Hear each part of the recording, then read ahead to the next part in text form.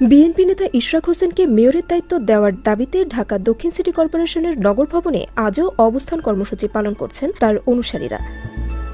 তারা মূল ফটক আটকানোর পাশাপাশি ডিএসসিসির সব বিভাগের অফিস গেটে তালা ঝুলিয়ে দিয়েছেন। ফলে আজও বন্ধ রয়েছে সব সেবা কার্যক্রম।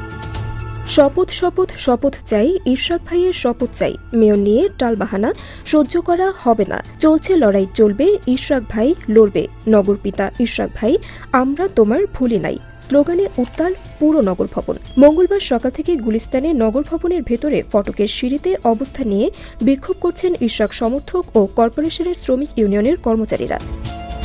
এতে আজও বন্ধ আছে নগর ভবন কেন্দ্রিক সেবা কার্যক্রম। সেবা প্রার্থীরা সেবা না পেয়ে ফিরে যাচ্ছেন। অন্যদিকে ঢাকা দক্ষিণ সিটি কর্পোরেশন শ্রমিক কর্মচারী ইউনিয়ন ও ঢাকাবাসীর ব্যানারে ইশরাকের সমর্থকেরা নগর ভবনের ভেতরে ফটকে অবস্থান নিয়ে কিছুক্ষণ পরপর মিছিল করছেন।